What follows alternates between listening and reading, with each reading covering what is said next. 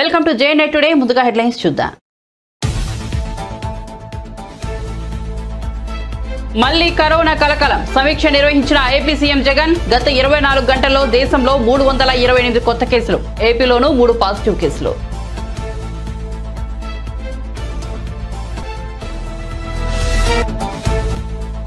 జమ్మూ కాశ్మీర్లోని పూంచ్ జిల్లాలో ఉగ్రవాదుల దుశ్చర్య. ఉగ్రవాదుల ఏరివేత ఆపరేషన్ చేపడుతుండగా 2 ఆర్మీ ట్రక్కులపై దాడి చేసిన తీవ్రవాదులు. ఇంటెలిజెన్సీ సమాచారంతో బుధవారం రాత్రి నుంచి ఆపరేషన్ చేపడుతున్న ఆర్మీ. వాహనదారులకు తెలంగాణ ప్రభుత్వం శుభవార్త. ఆర్టీసీ బస్సులు, తోపుడు బండ్లపై 90%, 2 వీలర్స్ పై 80% రాయితీ ప్రకటించిన ప్రభుత్వం. ఈ నెల 26వ తేదీ నుండి 2024 జనవరి 10వ తేదీ వరకు ఈ అవకాశం. తిరుమలలో రేపటి నుంచి వైకుంఠ ద్వార దర్శనం. శనివారం ఉదయం 1:45 నుంచి తిరుమలలో వైకుంఠ ద్వార దర్శనం. టోకెన్లు జారీ చేసిన టీటీడీ అధికారులు. తిరుమల తిరుపతిలోని 9 చోట్ల టోకెన్ కౌంటర్లు ఏర్పాటు. ఇక వార్త వివరాల్లోకి వెళ్తే, దేశంలో మరోసారి కరోనా మహమ్మారి తాలూకు ప్రకంపనలు వినిపిస్తున్నాయి. గడిచిన 24 గంటల్లో దేశంలో 328 కొత్త కేసులు నమోదయ్యాయి. ఏపీలోనూ 3 పాజిటివ్ కేసులు గుర్తించారు. దేశంలో ప్రస్తుతం వ్యాపిస్తున్న వేరియంట్ JN1 అని ప్రచారంలో ఉన్న నేపథ్యంలో ఏపీ సీఎం జగన్ సమీక్ష నిర్వహించారు. దేశంలో మళ్లీ కరోనా గంటికలు మోగుతుండడం పట్ల అధికారులతో చర్చించారు. JN1 కరోనా వేరియంట్ ప్రమాదకరం కాదని, దీనిపై పెద్దగా ఆందోళన చెందాల్సిన అవసరం లేదని అధికారులు సీఎంకు చెప్పారు.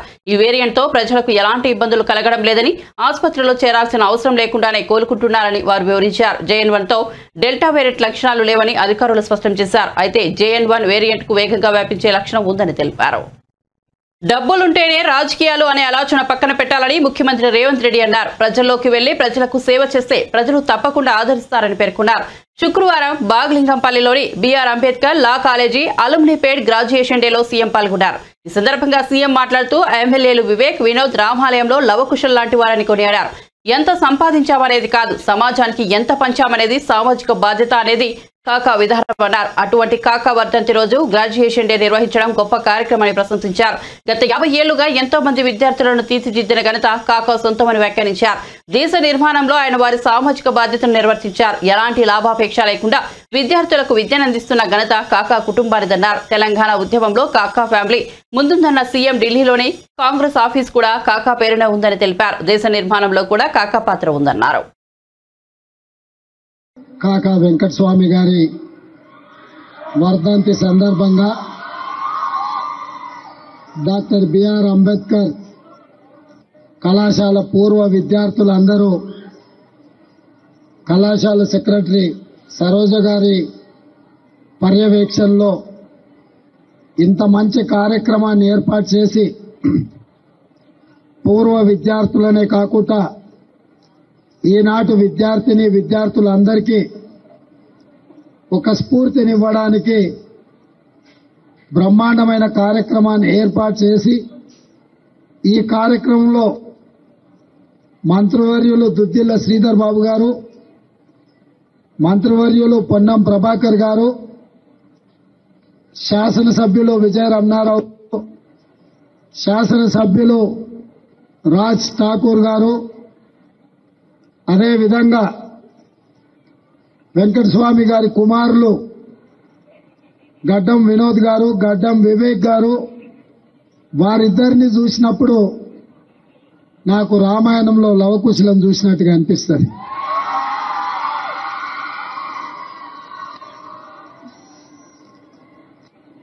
వారితో పాటు వేదిక మీద మా జిల్లాలో అత్యంత క్రియాశీలక పాత్ర పోషించి రాజకీయాలలో తన యొక్క ముద్రను ఏర్పాటు చేసిన డాక్టర్ శంకర్రావు గారు, అదేవిధంగా విష్ణునాథ్ కేరళ ఎమ్మెల్యే గారు, అదేవిధంగా KR నాగరాజు ఎమ్మెల్యే గారు, చాలా మంది మిత్రులు వేదికను అలంకరించారు.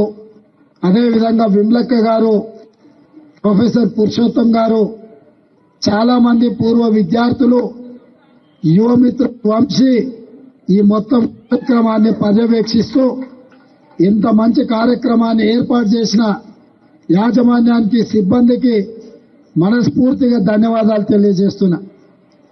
మిత్రులారా, ఎంత సంపాదించడమని కాదు, సమాజానికి ఎంత పంచనం అనేది బాధ్యత. ఆ సామాజిక బాధ్యతలో కాకా వెంకటస్వామి గారి కుటుంబం ముందుండి 50 సంవత్సరాలు 1973లో ప్రారంభించిన ఈ విద్యా సంస్థను 50 సంవత్సరాలు 1,50,000 మందిని నైపుణ్యం కలిగిన విద్యార్థులను తయారు చేసి ఈ దేశ నిర్మాణంలో అత్యంత క్రియాశీలక పాత్ర పోషించడం అభినందనీయం.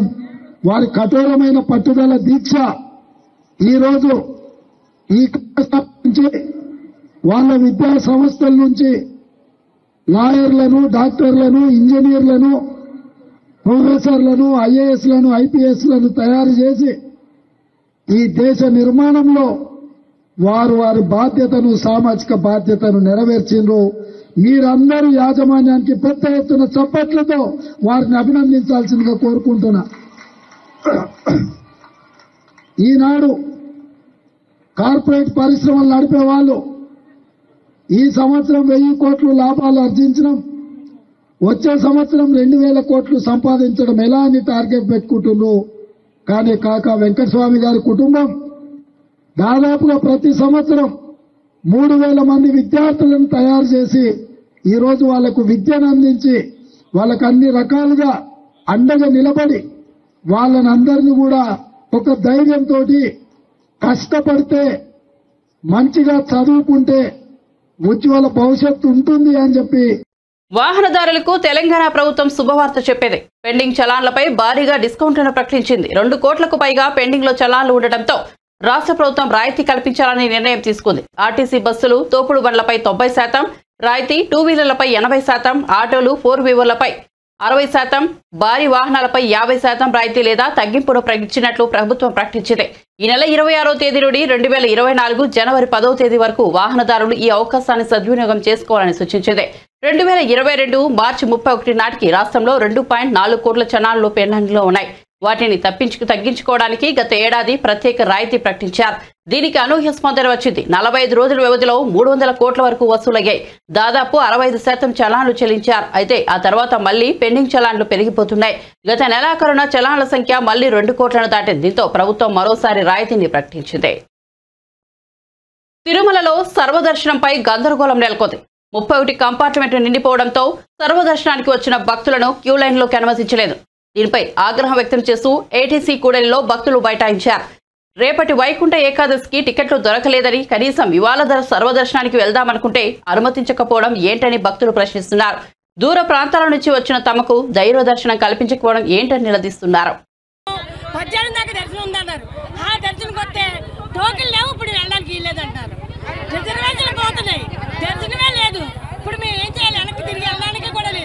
దేవుని చూడకుండా వెళ్ళకూడదు. ఏం చేయమంటారు చెప్పండి? చూడకుండా వెళ్ళకూడదు. ఇప్పుడు ఏం చేయాలి మనం?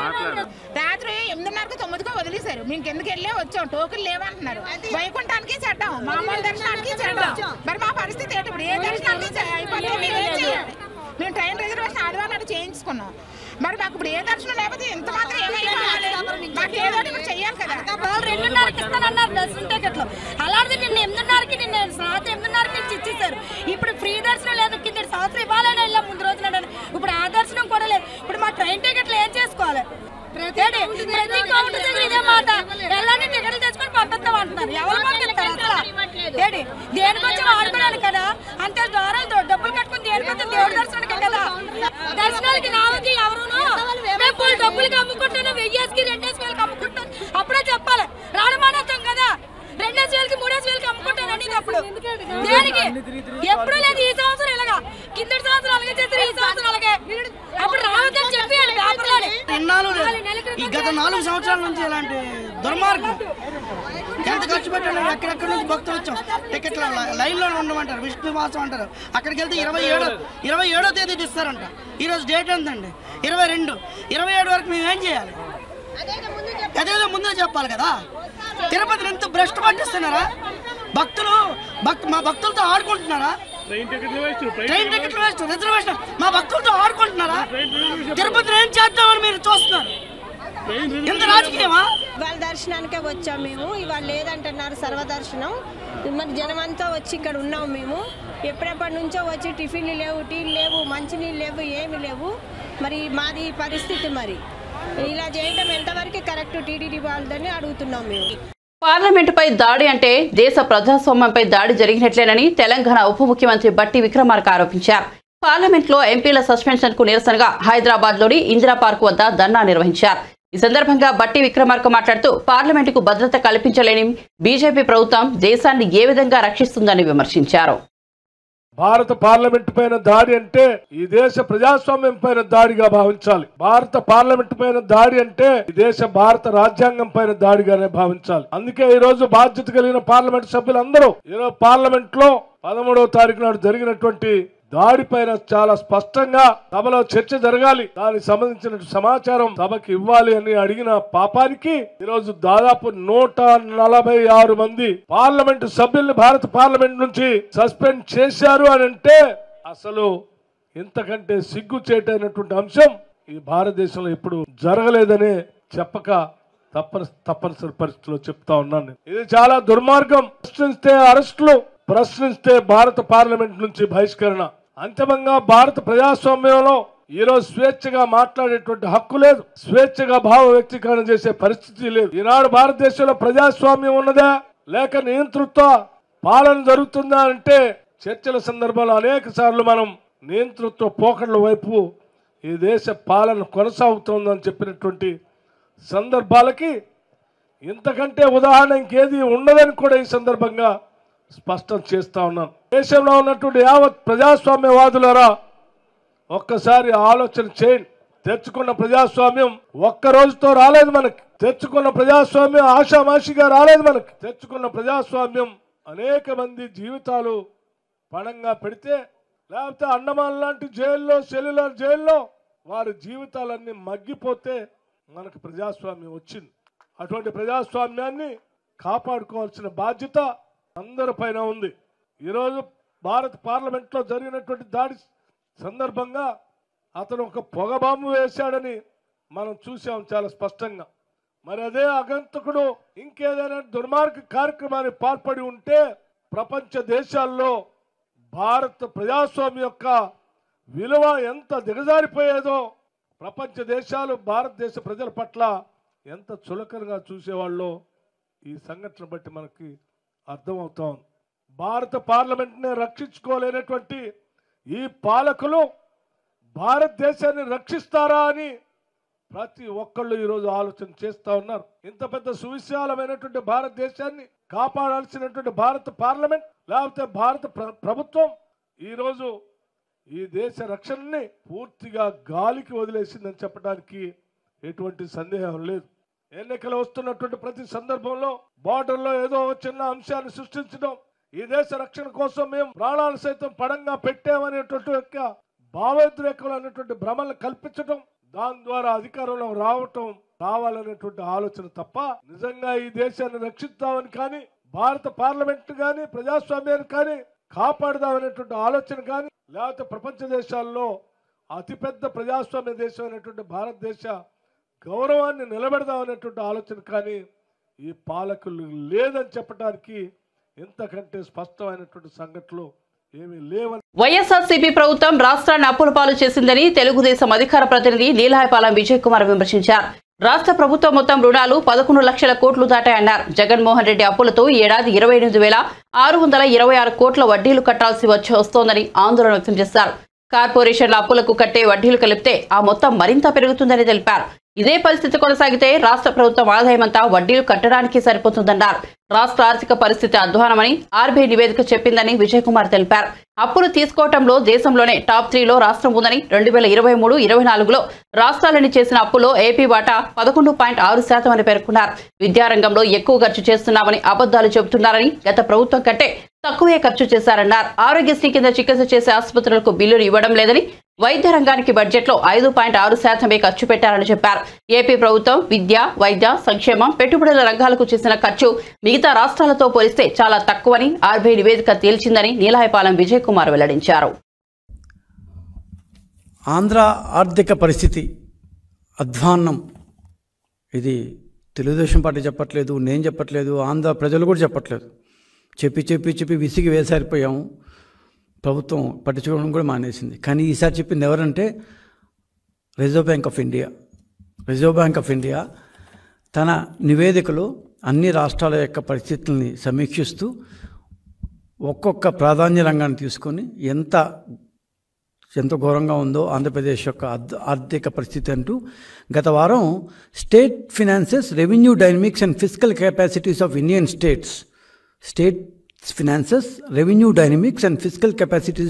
స్టేట్స్ అంటూ రిజర్వ్ బ్యాంకు ఒక 307 పేజీల నివేదిక విడుదల చేసింది. గత వారమే, చాలా ఎక్కువ ఏం పోలేదు.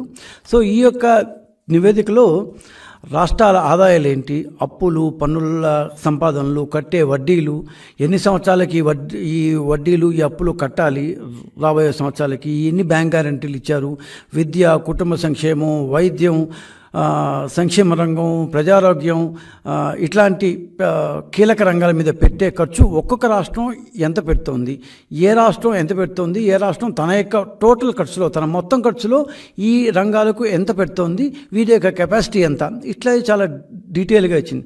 సో మన ఆంధ్ర రాష్ట్రంలో మేమేమో చేసాము, చాలా పొడి చేసాము, సంక్షేమ రంగం మీద మేము 3 లక్షల కోట్లు పెట్టాము, 2 లక్షల కోట్లు పెట్టాము అంటూ చెప్పే ఈ గవర్నమెంటు విద్యా, వైద్య రంగం, అసలు ప్రజా ఆరోగ్యం, ఈ యొక్క రంగంలో మేము అద్భుతాలు చేస్తాము అంటూ చెప్పే జగన్మోహన్ రెడ్డి గారు ఒక్కసారి ఆ నివేదిక చూస్తే తమ యొక్క మాటలు ఎంత సత్యదూరాలో ఆయన కూడా అర్థమవుతుంది. Sir, it is there in the ఇంటర్నెట్లో ఉంది, ఎవరైనా చూసుకోవచ్చు. ఇంకొకసారి పేరు చెప్తాను sir. State finances, revenue dynamics and fiscal capacities of Indian states, RBI గత వారం రిలీజ్ చేసిన 307 పేజీల నివేదిక. నేను ఇప్పుడు చెప్పబోయే అంకెలన్నీ దీంట్లో నుంచి తీసుకున్న రిజర్వ్ బ్యాంక్ యొక్క అంకెలే చెప్పబోతున్నాను. వాళ్ళ యొక్క ప్రభుత్వ మాటలకి, వారు పెట్టే ఖర్చులకి ఎంత సాపత్యం ఉంది. వాళ్ళు పెట్టే ఖర్చు ఇంత ఉంటుంది, చెప్పే మాటలేమో ఆకాశంలో ఉంటాయి అన్నమాట.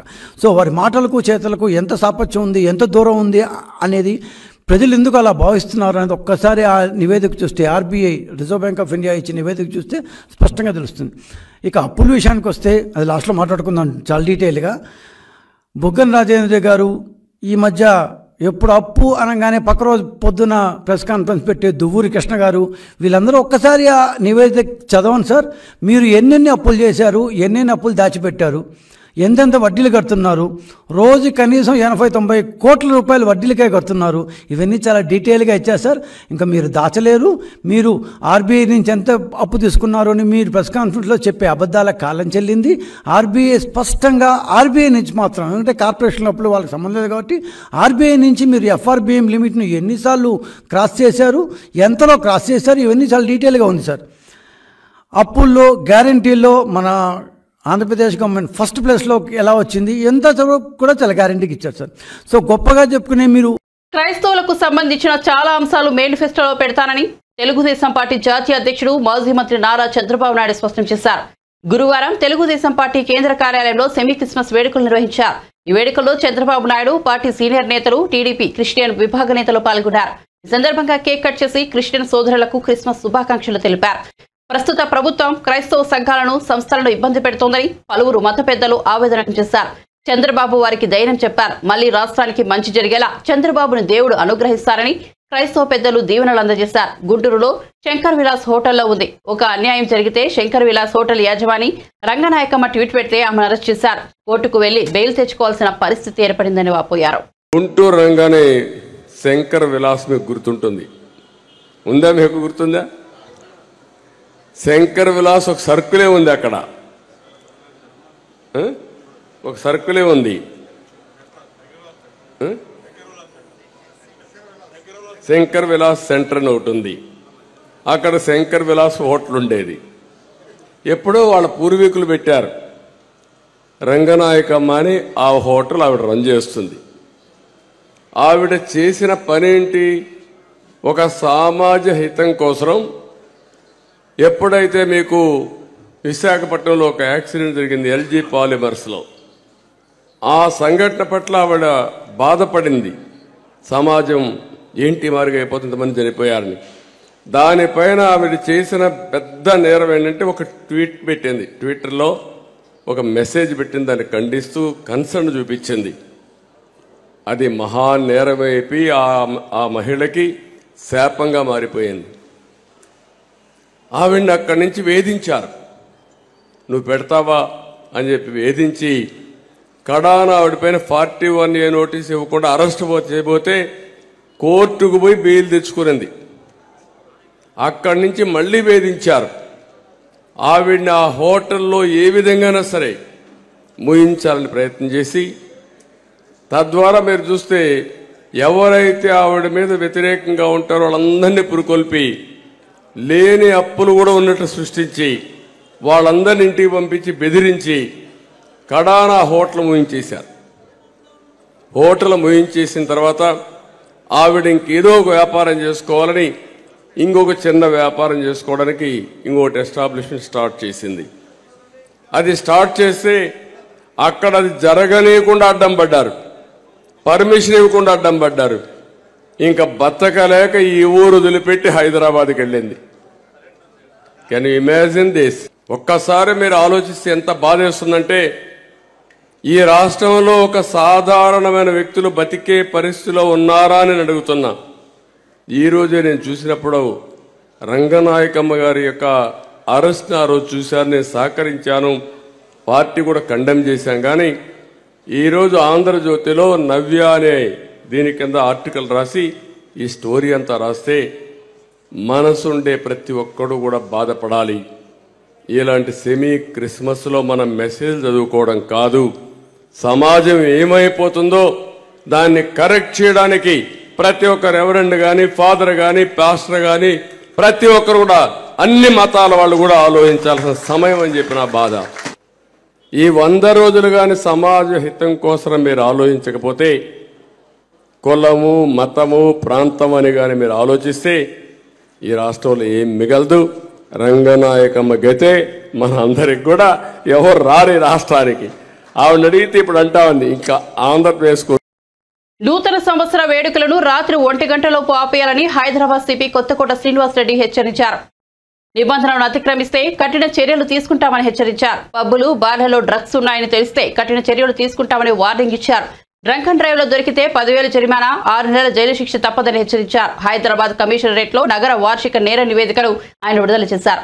ఈ సందర్భంగా ఆయన మాట్లాడుతూ డ్రగ్స్ నిర్మూలనకు నార్కోటిక్ బ్యూరో తీవ్రంగా కృషి చేస్తోందని తెలిపారు. సరఫరా చేసే వాళ్ళు ఎక్కడ ఉన్నా వెతికి మరీ పట్టుకుంటామన్నారు. డ్రగ్స్ ను గుర్తించేందుకు స్నిప్పర్ డ్రగ్స్ ను వాడతామని తెలిపారు. It's our duty to see that, while we allow enjoyment, revelry, but it's also our duty to see that they don't cross the line, the limits. So New Year సందర్భంగా ఇదే అవకాశాన్ని తీసుకొని మీకు నేను ఇక్కడ నుంచి చెప్పదలుచుకున్నాను. ఆల్రెడీ మీకు ప్రెస్ నోట్ కూడా ఇవ్వడం జరిగింది 2 రోజుల క్రితం. అందులో all the new year restrictions as usual every year ఉన్నట్టుగానే ఈవెంట్స్ మీద కానీ, తర్వాత ఎస్టాబ్లిష్మెంట్స్ ఎంతవరకు ఫంక్షన్ చేయాలన్న విషయంలో కానీ, అంటే 1 o'clock వరకు మాత్రమే చేయాలి. ఆ తర్వాత 1 నిమిషం కూడా మేము అలో చేయము. సో 12:45 నుంచే క్లోజర్కి చర్య తీసుకోవాలి ఆల్ ఎస్టాబ్లిష్మెంట్స్. అంటే ఆ టైంలో 12:30, 12:45 నుంచే కస్టమర్స్కి ఇంక క్లోజ్ చేస్తున్నాం వెళ్ళిపోవడం చెప్పడం, నాట్ 1 o'clock చెప్పడం కదా. ఎందుకంటే 1 o'clock చెప్తే 1:30 అవుతుంది, 2 కూడా అవుతుంది. సో అట్లాగే ఈ ఏవైతే ఈవెంట్స్ మ్యూజిక్ అండ్ ఇవన్నీ సౌండ్తో చేసే ఈవెంట్స్లో డెసిబెల్స్ కూడా మీటర్స్ ఉన్నాయి. డెసిబెల్స్ పెట్టి మేము అవి ఫాలో అవుతున్నారు లేదా చూస్తాము. They should not create noise pollution. And of course once again, any use of drugs in the parties, in any pub, any restaurant, any house, anything, we are going to deploy more people. We are going to deploy more citizens who are now willing to work with us to give information. And apart from what database we already have, you have used drugs means your pub is not going to open again, your restaurant is not going to open again, come what may. Even if it is a farmhouse, it will be logged, and we will see that they are all seized. We'll use the firm arm of the law, and we'll ensure that these things do not happen for the good of everyone. Yet if some people dare do this, and if you are caught, you are finished. Even if you are not caught on the day we come to know, we are going to chase you. So that is the message I want to send across through all of you. So this press note మీకు already తెలుసు. I thank you for very prominently publishing it. as usual and doing your part as a responsible media. So I told you 37,866 drunk and drive cases అయినాయి, of which 3,782 imprisoned, suspended driving license 556, amount fined is about 91 lakhs. Then the removal of obstructive parking and encroachments బాగా జరగాలని చెప్పాను నేను. అది ఇంకా అంటే ఇప్పటికి what I found is, because I was DCP traffic about 2 decades ago, what I am finding, these busy hours, business hours in the business districts, what they call as these downtowns, our time lo there is, we used to have that time, I think it is still there, we used to have restrictions on movement of certain vehicles, slow moving vehicles, I mean these trolley autos, of course certainly no trucks, but somehow I am finding them moving, so that they cause lot of traffic congestion.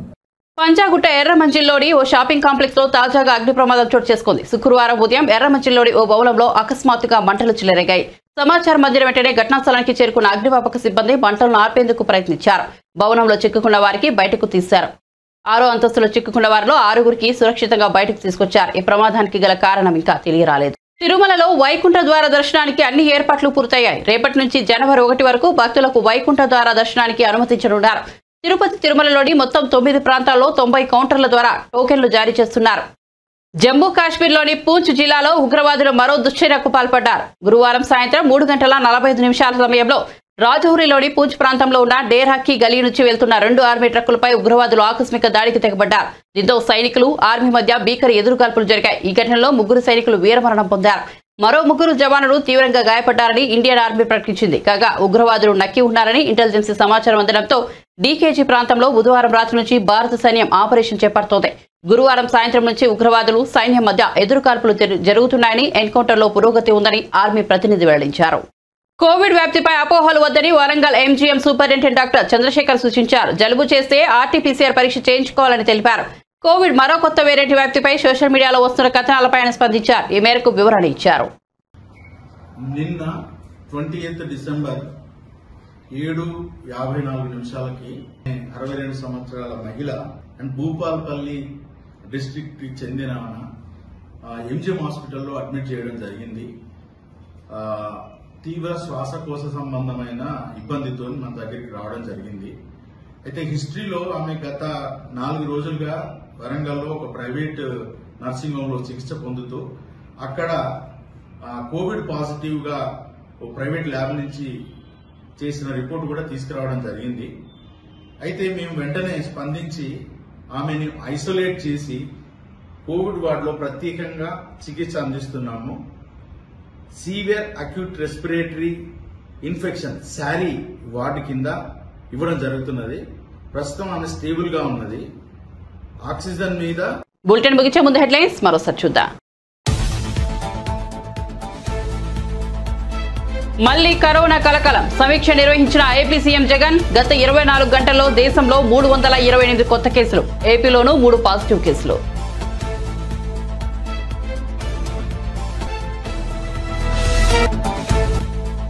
Jammu కాశ్మీర్లోని పూంచ్ జిల్లాలో ఉగ్రవాదుల దుశ్చర్య.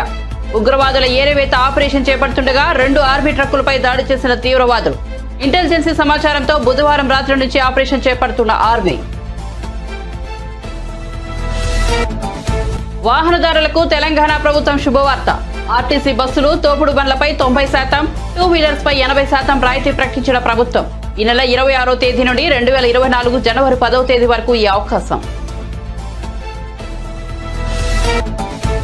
తిరుమలలో రేపటి నుంచి వైకుంఠ ద్వార దర్శనం. శనివారం ఉదయం 1:45 నుంచి తిరుమలలో వైకుంఠ ద్వార దర్శనం. టోకెన్లు జారీ చేసిన టీటీడీ అధికారులు. తిరుమల తిరుపతిలోని 9 చోట్ల టోకెన్ కౌంటర్లు ఏర్పాటు. అప్డేట్స్ కోసం చూస్తూనే ఉండండి జై నైట్ టుడే.